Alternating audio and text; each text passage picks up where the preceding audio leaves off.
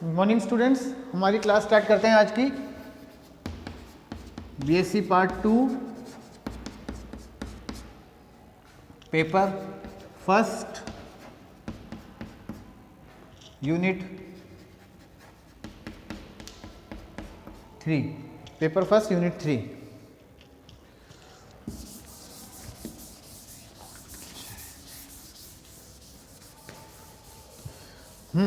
तो हम लोग पढ़ रहे थे single cell culture. Single cell culture के हम लोग अब देख रहे हैं टाइप्स। पेपर का नाम एक बार फिर से रिपीट कर देता हूँ, प्लांट बायोटेक्नोलॉजी। पेपर फर्स्ट जो है आपका मोलिकुलर बायोलॉजी एंड बायोटेक्नोलॉजी, उसकी यूनिट 3 हम लोग पढ़ रहे हैं बायोटेक्नोलॉजी। ठीक है, इसमें हम लोग टॉपिक पढ़ रहे हैं single cell culture. Single cell culture, एकल कोशिका संवर्धन। एकल कोशिका संवर्धन।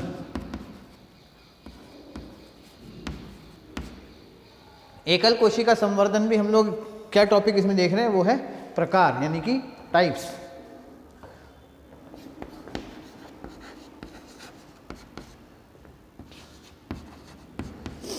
एकल कोशिका संवर्धन के कितने प्रकार होते हैं, कितने टाइप्स होते हैं। इसमें पहला प्रकार हम लोग पढ़ चुके हैं, वो है कंटिन्यूअस कल्चर, यानी सतत संवर्धन।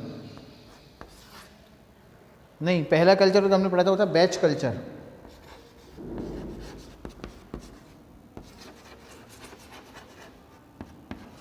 यानी बैच संवर्धन।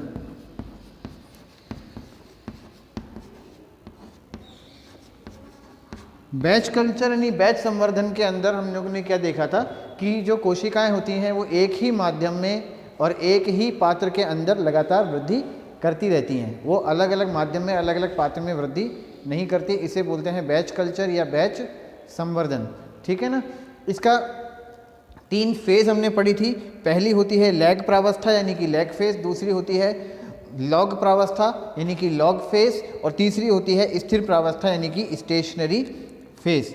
ठीक है, अब देख लेते हैं कि ये जो बैच कल्चर होता है, इस बैच कल्चर को हमें सब कल्चर करना होता है। इसको हमें सब कल्चर करना होता है। क्यों? क्योंकि जब स्टेशनरी फेज आ जाती है, स्थिर प्रावस्था जो होती है, ये तो है लैग फेज जिसके अंदर वृद्धि नहीं होती, यहाँ तक लैग फेज होती है।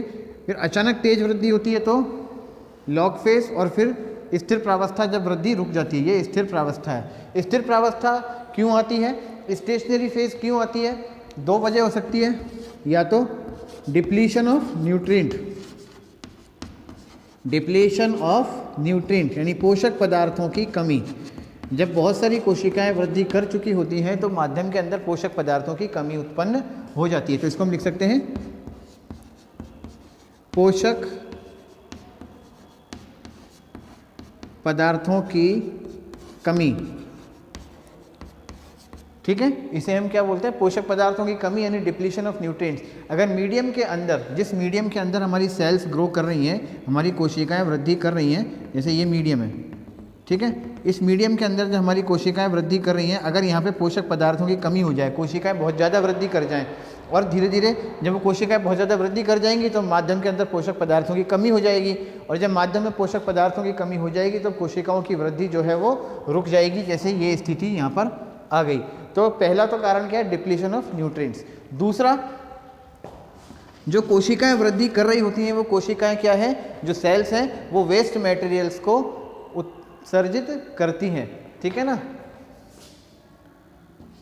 तो मीडियम के अंदर वेस्ट मटेरियल इकट्ठा हो जाता है, एक्यूमुलेशन ऑफ वेस्ट, जो कि कोशिकाओं की वृद्धि को रोकता है इन मीडियम। माध्यम में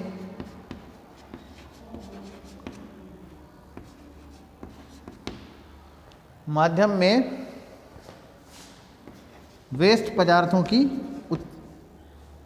पदार्थों का इकट्ठा होना, पदार्थों का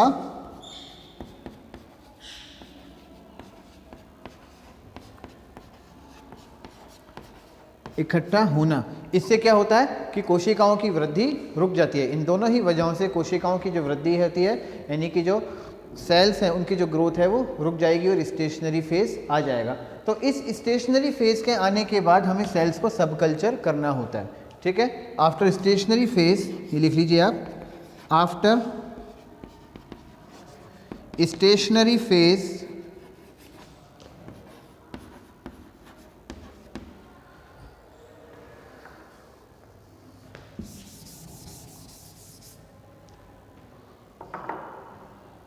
cells are subculture.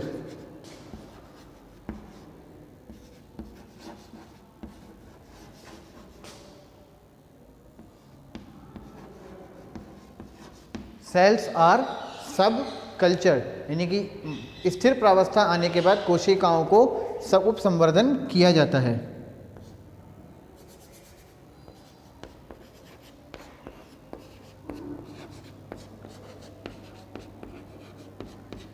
स्थिर प्रावस्था आने के बाद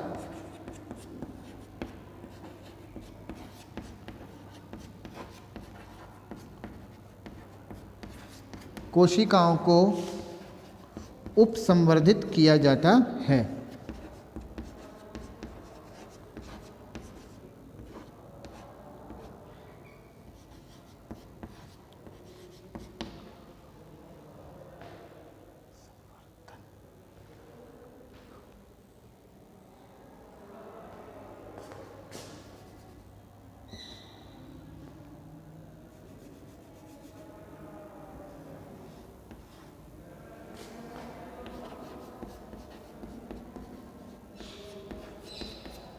कोशिकाओं को उपसंवर्धित किया जाता है, ये लिख लीजिए आप।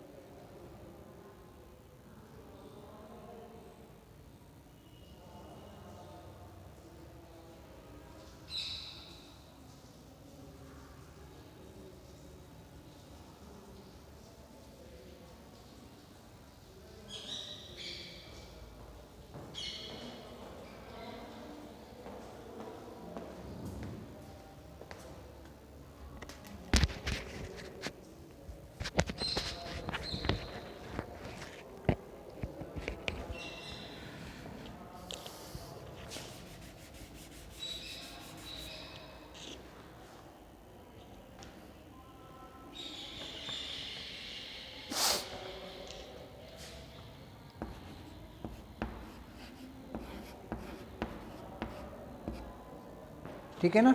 अगर कोशिकाओं को उपसंवर्धित नहीं करेंगे, सब कल्चर नहीं करेंगे, तो क्या होगा, वो सेल्स थोड़े टाइम के बाद डाई हो जाएंगी, मर जाएंगी।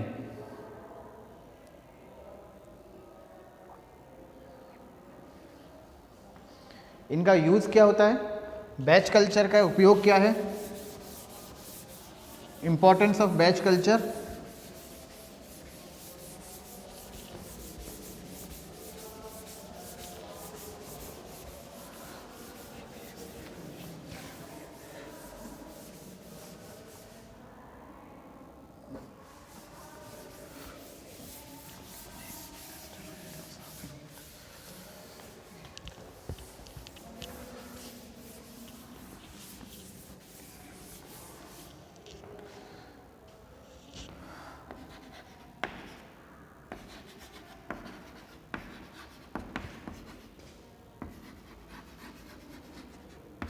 बैच संवर्धन का उपयोग, बैच संवर्धन का उपयोग ये क्यों किए जाते हैं। पहला है initiation of cell suspension, initiation of cell suspension, यानी कि कोशिका निलंबन के प्रारंभन के लिए, कोशिका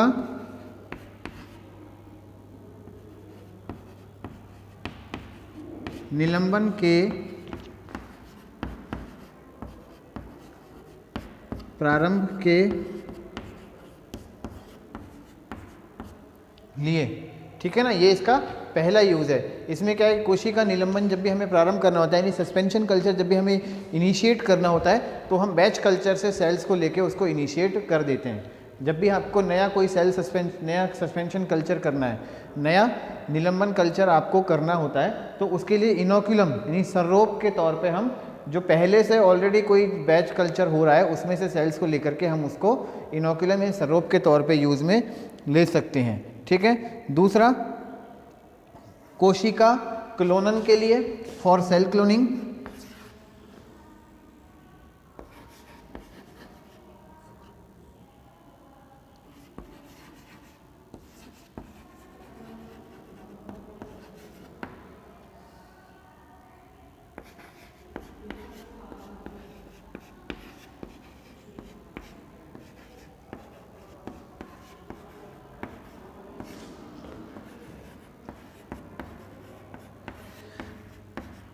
कोशिका क्लोनन के लिए यानी कि सेल क्लोनिंग के लिए,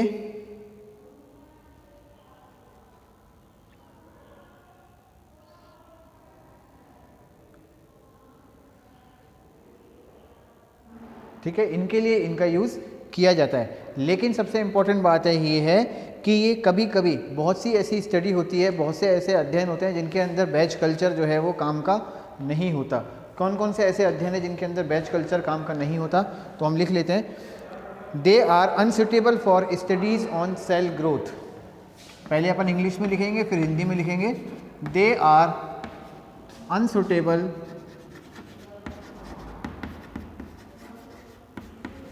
for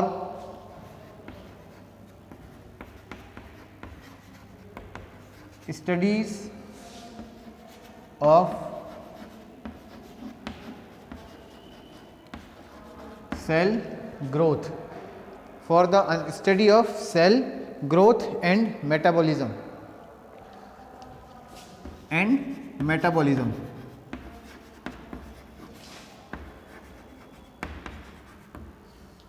sale growth and metabolism की स्टडी के लिए ये अनसुटेबल होते हैं, काम के नहीं होते। दूसरा है, ठीक है, क्यों? क्योंकि लगातार सेल डेंसिटी जो है उसमें लगातार बदलती रहती है। क्योंकि बैच कल्चर है तो कोशिकाओं की संख्या उसमें लगातार बढ़ती रहती है, तो सेल डेंसिटी जो है उसमें लगातार बदलती रहती है, बढ़ती रहती है। और इसके अलावा जो माध्यम है उसका न्यूट्रिशनल मीडियम यानी कि इसके पोषकीय आवश्यकताएं जो हैं वो भी बदलती रहती हैं, ठीक है ना। न्यूट्रिशनल स्टेटस जो है वो भी बदलता रहता है। Because there is constant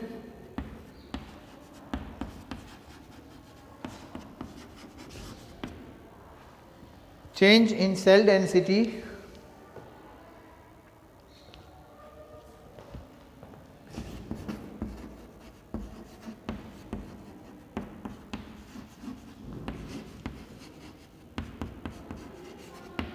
constant change in cell density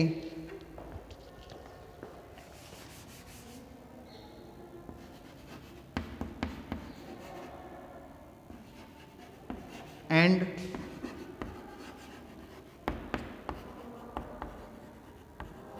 nutritional status of the medium,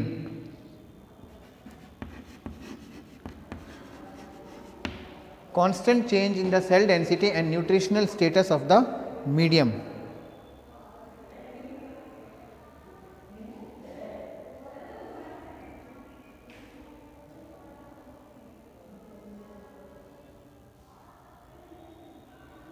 ठीक है, इसी को अपन हिंदी में यहाँ लिख देते हैं।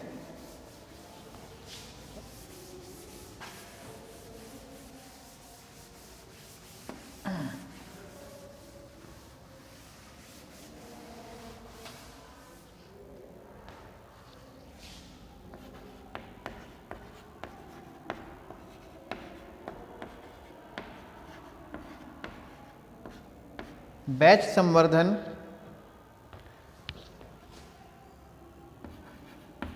कोशिका वृद्धि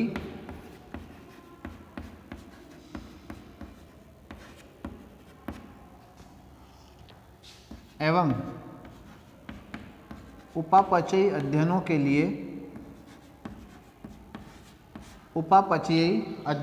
लिए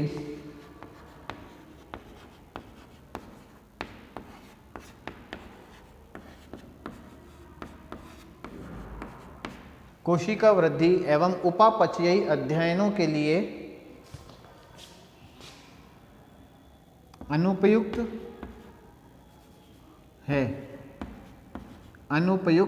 है क्योंकि इसमें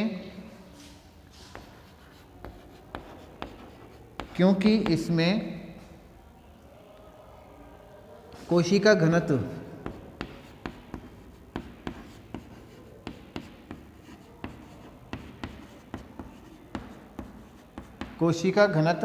एवं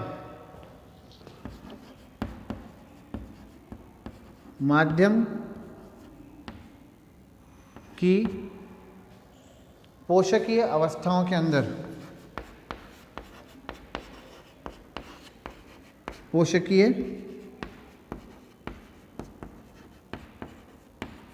अवस्थाओं में एक सतत परिवर्तन होता रहता है।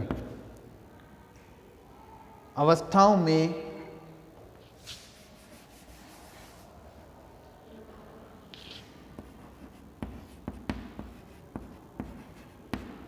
एक सतत परिवर्तन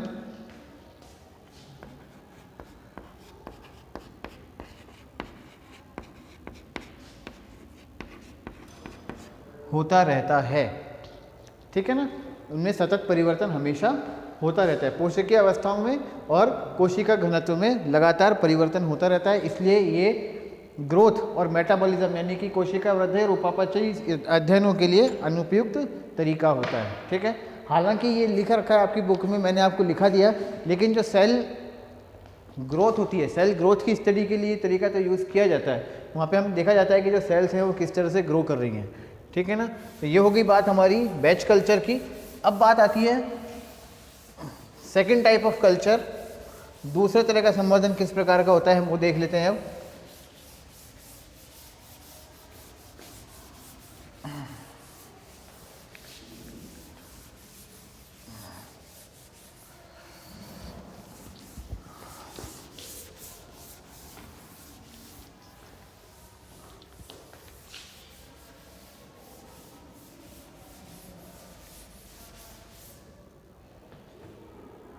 दूसरे प्रकार का जो संवर्धन होता है वो होता है कंटिन्यूअस कल्चर।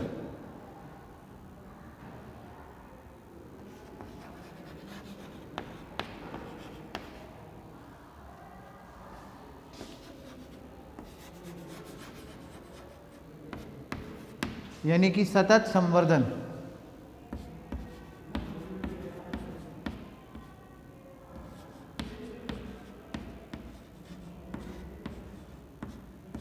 कंटिन्यूअस कल्चर यानी सतत संवर्धन।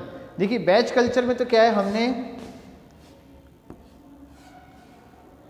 कल्चर फ्लास्क में मीडिया डाला, कल्चर मीडियम डाला, और कल्चर मीडियम में हमने इसमें सेल्स इनोकुलेट कर दी, सेल्स इसी के अंदर ग्रो करेंगी और यही मीडियम यहीं खत्म होगा, यहीं मरेगा।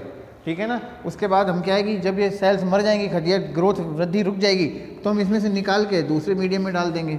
ये तो है बैच कल्चर, यानी कि एक एक बैच के अंदर हम जो सेल्स हैं उनकी ग्रोथ करा रहे हैं। ठीक है ना, ये तो कहलाता है क्या, बैच कल्चर। अब अगर बैच कल्चर को इस तरह से कन्वर्ट कर दिया जाए कि एक समय आने के बाद जब इसमें सेल्स डिवाइड करना शुरू कर दिया, तो सेल डेंसिटी एक पर्टिकुलर टाइम पे जब इतनी सेल डेंसिटी हो गई, उसके बाद हम इसमें से कुछ मीडियम को निकाल लें, कुछ मीडियम को हम इसमें से निकाल लें और ऊपर से दूसरा फ्रेश मीडियम डाल दें। ठीक है ना, कुछ मीडियम हमने निकाल लिया, मान के चलो सेल डेंसिटी इसमें इनिशियली थी 0, फिर धीरे धीरे सेल बढ़े तो सेल डेंसिटी पहुंच गई 10⁻⁶ सेल्स पर ml। इतनी सेल डेंसिटी हमें पहुंच गई, ठीक है ना। अब नीचे से हमने इसमें से क्या है, ये 50 ml का कल्चर फ्लास्क है, नीचे से हमने 10 ml मीडियम निकाल लिया, 10 मिलीलीटर मीडियम हमने निकाल लिया, और ऊपर से हमने दूसरा मीडियम ऐड करा दिया जो फ्रेश है। इस 10 ml मीडियम के साथ कुछ सेल भी निकल जाएंगी, इस 10 ml मीडियम के साथ कुछ सेल्स यहाँ से निकल जाएंगी, और ऊपर से हम फ्रेश मीडियम इसमें ऐड करा दें, ऊपर से हम क्या करें, इसमें फ्रेश मीडियम ऐड करा दें। तो फ्रेश मीडियम जो ऐड कराएंगे उसमें कोई सेल नहीं होगी, ऊपर से 10 मिलीलीटर मीडियम हम ऐड करा दें, इसके अंदर कोई सेल नहीं होगी, ये खाली मीडियम हमने डाला है। नीचे से जो हम माध्यम निकालेंगे उसमें से कोशिकाएं निकल जाएंगी, ठीक है ना। ऊपर से पूरा मीडियम ऐड कराने के बाद अब होगा क्या, ये सेल ग्रोथ जो है वापस थोड़ी देर बाद इतनी पहुंच जाएगी। फिर उसके बाद हम थोड़ी देर के बाद फिर इसमें से माध्यम निकाल लेंगे और ऊपर से फ्रेश मीडियम ऐड कराते जाएंगे। तो लगातार नीचे से माध्यम को अलग करते जाना और ऊपर से फ्रेश मीडियम को ऐड करते जाना, ऐसी स्थिति कहलाती है कंटिन्यूस कल्चर, यानी कि सतत संवर्धन, जिसमें जो माध्यम के अंदर जो कोशिकाएं हैं वो लगातार कंटिन्यूसली ग्रोथ करती रहती हैं, लगातार वृद्धि करती रहती हैं, ठीक है ना। इस तरह का जो कल्चर होता है वो कहलाता है सतत संवर्धन, यानी कि कंटिन्यूअस कल्चर। कंटिन्यूअस कल्चर ये फिर से दो तरह का होता है,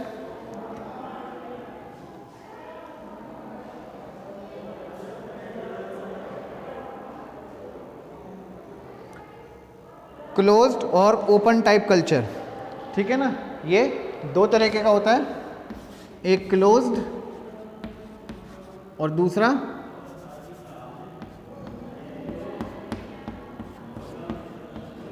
ओपन।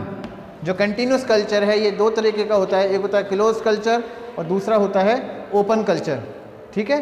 कंटिन्यूस कल्चर फिर से हम बोल रहे हैं दो तरह का, एक क्लोज कल्चर होगा और एक ओपन तरीके का होगा। क्लोज कल्चर के अंदर सेल्स जो हैं,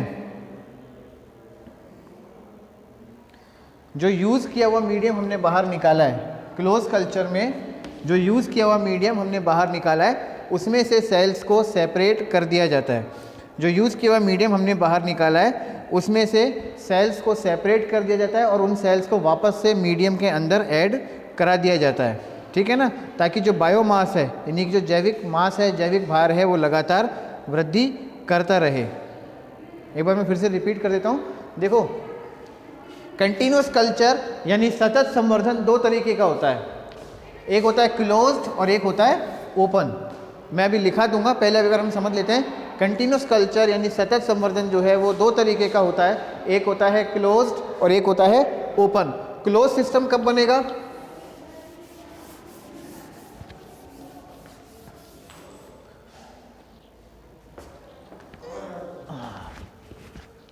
अच्छा समिति वाले आए हैं क्या?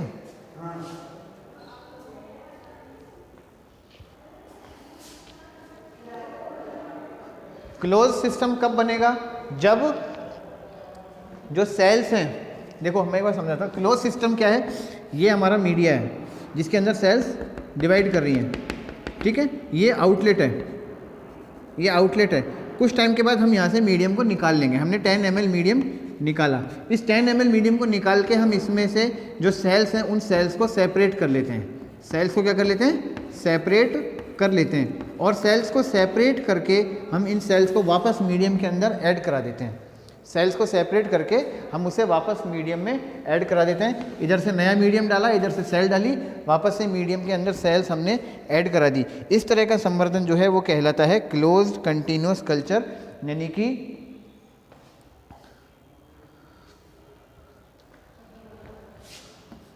बंद तरीके का होता है ये, ठीक है, बंद तरीके का होता है कंटिन्यूअस कल्चर, ठीक है। दूसरा है ओपन कंटिन्यूअस कल्चर।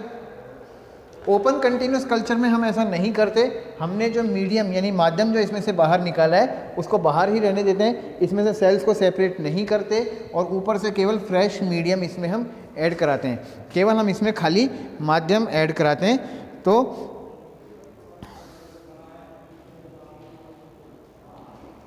ठीक है ना, तो इस तरह का जो मीडियम कल्चर होता है वो कहलाता है ओपन कंटिन्यूअस कल्चर, यानी खुले प्रकार का।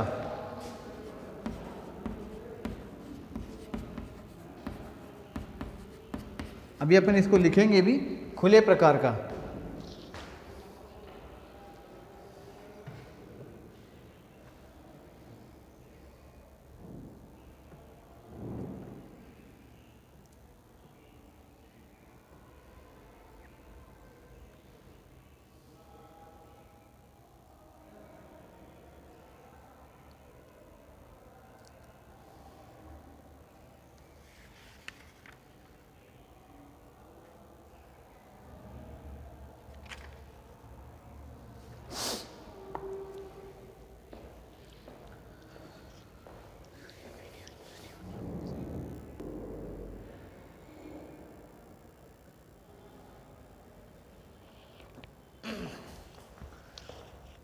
अब एक बार अपन लिख लेते हैं इन दोनों के बारे में, क्लोज कल्चर और कंटिन्यूस कल्चर, वो ओपन सिस्टम में क्या फ़र्क है।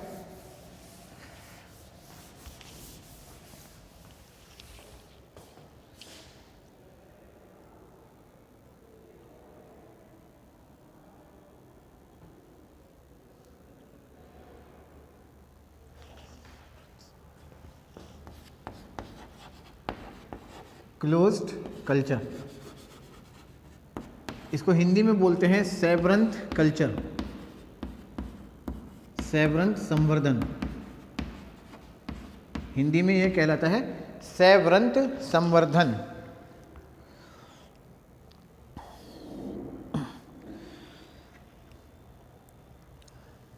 इसमें लिखो, in this culture cells are separated from the used medium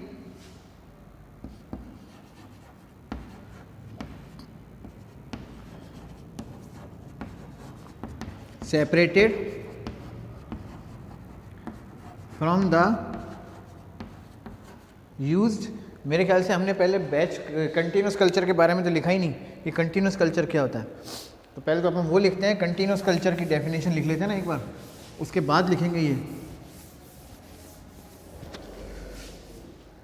continuous culture समझ लेते हैं अपन। In continuous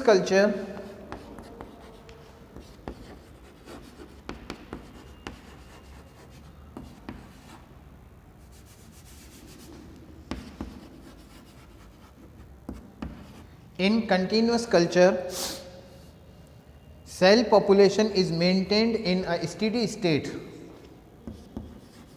Cell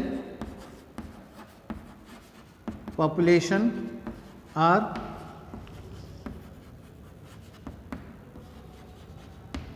maintained in a steady state.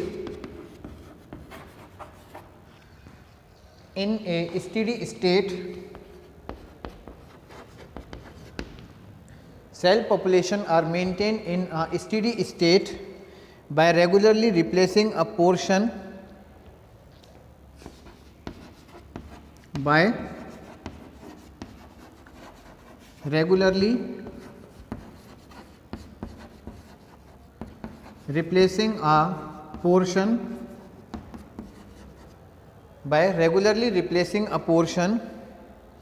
of the used or spent medium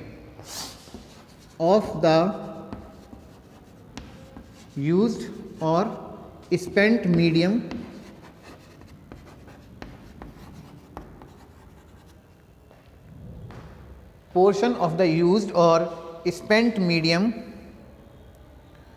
by a fresh medium, this is known as continuous culture, यानी कि सतत संवर्धन।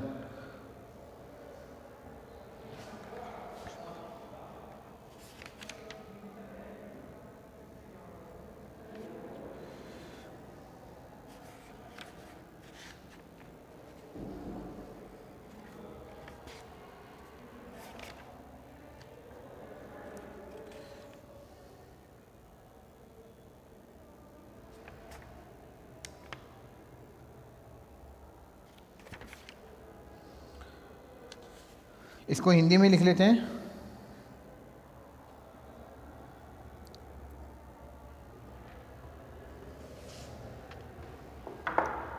पहले एक बार आप इसे लिख लीजिए, फिर अपन इसे आगे लिखते हैं।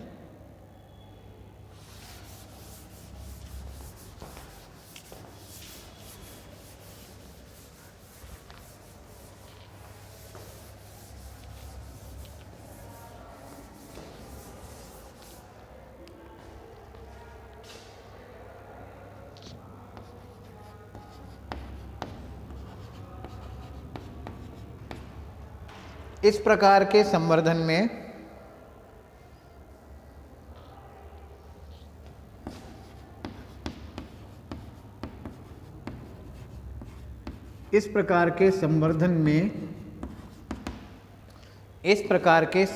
में कोशिकाओं की स्थिर संख्या बनी रहती है।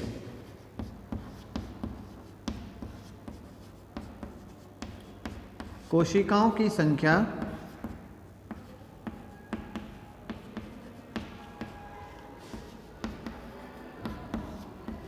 स्थिर बनी रहती है।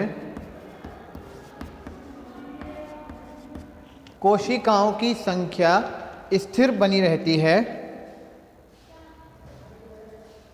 क्योंकि इनमें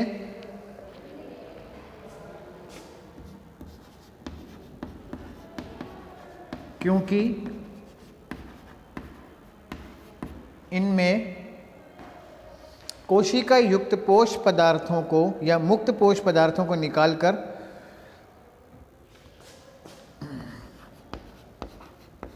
मुक्त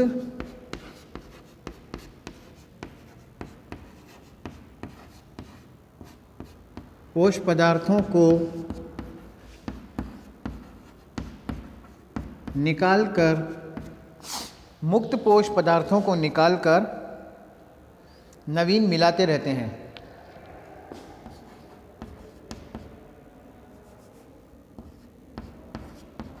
नवीन पोष पदार्थ मिलाते रहते हैं। पोष पदार्थ मिलाते रहते हैं।